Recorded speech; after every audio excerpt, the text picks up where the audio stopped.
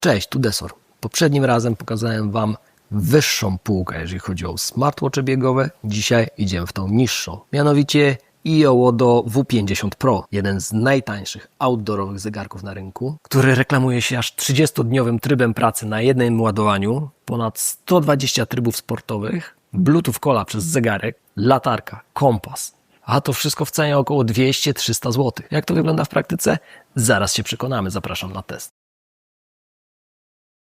Design, jakość wykonania i pierwsze wrażenia. Obudowa ma militarny styl, rozmiarami przypomina mi mojego Epixa 2, 1,45 cala wyświetlacz, czyli dość spory, jest dość czytelny, reaguje na dotyk. W zestawie dostajemy dwa paski, jeden casualowy, a jeden bardziej sportowy. Bateria i czy faktycznie trzyma 30 dni? Ma 960 mAh. 30 dni to dość spora przewaga, biorąc pod uwagę, że często smartwatche ładujemy między 5 do 10 dni, ale jest tu jedno ale, o którym za chwilę. W codziennym użytkowaniu bateria jest solidna, nie trzeba ładować go jakoś bardzo często. Dokładna żywotność zależy od tego, ile aktywności i jakie wykonujemy. Jeżeli będziemy korzystać z latarki, no wtedy na pewno szybciej się rozładuje. Tryby treningowe i tracking. Zegarek ma ponad 120 trybów sportowych. W praktyce większość pokazuje tętno, spalone kalorie i kroki, ewentualnie dystans. I tutaj jest to jedno ale, jeżeli chodzi o baterię, mianowicie zegarek nie posiada własnego GPS-a. Jeżeli już wybieramy się na jakąś aktywność, to korzysta z GPS-u naszego telefonu, co sprawia, że zużycie baterii również jest mniejsze. Sprawdziłem go na wędrówce, na bieganiu na bieżni, na bieganiu w terenie. Na bieganiu na bieżni przebiegłem 5 km,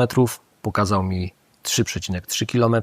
Gdy biegałem w lesie 7 km bez telefonu, pokazał mi 6. Co najśmieszniejsze, muszę mieć coś nie tak z GPS-em w telefonie, bo jak biegłem już z zegarkiem i telefonem, wtedy z 10 km zrobił mi niecałe 7. Testowałem go na basenie, również pokazał tylko spalone kalorie, czas, ale o długościach przepłyniętych to można zapomnieć. Aplikacja i zapisy treningów. To jest coś, co również mi się nie do końca podoba. W zależności od regionu są różne aplikacje do tego zegarka. Ta, która działa w Polsce, zdecydowanie nie spełnia moich oczekiwań. Ciężko jest tam sprawdzić każdą naszą po kolei aktywność. Głównie pokazuje nam kroki. Albo a nie do końca mi, jako osobie, która trenuje, to wystarcza. Monitorowanie zdrowia i snu. Tutaj działa całkiem dobrze. Pokazuje nam, kiedy mieliśmy głęboki sen, kiedy lekki, kiedy faza REM. Brakuje mi trochę możliwości sterowania sobie godziną zaśnięcia. W innych aplikacjach można sobie to zmieniać, w tym przypadku niestety nie. To, co jest fajne, to to, że mierzy tętno, to tętno jest ok,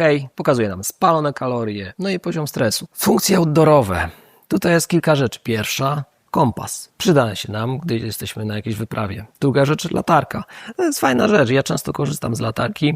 Tutaj są dwie opcje. Albo może świecić światłem prostym, albo stroboskopowym. Wodoszczelność IP68, czyli też taki standard. Bez problemu możemy iść z nim na basen. Nic mu się nie powinno stać. Posiada mikrofon i głośnik, co oznacza, że możemy korzystać z niego jako zestaw głośno mówiący. Powiadomienie jako SMS-y, WhatsApp, to wszystko działa. Podsumowanie, zalety i wady. Do zalet na pewno długi czas pracy na baterii, latarka i kompas, sporo trybów sportowych, powiadomienia z telefonu i możliwość korzystania jako z zestawu głośno mówiącego. Ma bardzo wiele touch do wyboru, takie podstawowe funkcjonalności też jak timer, stopper, a także możemy sobie robić zdjęcia. Klikając tutaj, możemy sterować muzyką z naszego telefonu, a także ciekawa funkcjonalność, jeżeli chcemy się wyciszyć, uspokoić, to też jest taka rzecz, która nam tutaj w tym pomoże. Ogólny pomiar zdrowia, te związane z tętnem, stresem, SPO2, to są całkiem ciekawe elementy.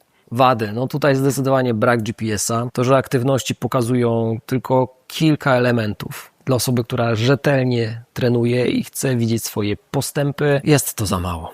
W bieganiu czy wędrówkach pomiar dystansu również mnie nie zadowala. iOWODO W50 Pro to na pewno świetna opcja, jeżeli zależy Ci na tym, żeby nie musieć ładować często zegarka, ale ma on służyć raczej do pokazywania czasu, pokazywania spalonych kalorii, ewentualnie tętna, ale nie zależy Ci na stricte sportowych rozwiązaniach, bo tych sportowych rozwiązań tutaj niestety nie znajdziesz. Jeżeli zależy Ci na czymś, co jest bardzo tanie, to tak. To jest rozwiązanie dla Ciebie. Jeżeli podobała Ci się ta recenzja, daj znać, jakie chciałbyś, żebym przetestował zegarki. Nie zapomnij zasubskrybować kanału, bo to sprawia, że mogę dalej się rozwijać. A ja cóż, lecę testować kolejny zegarek. Do zobaczenia, pa. Free audio post-production.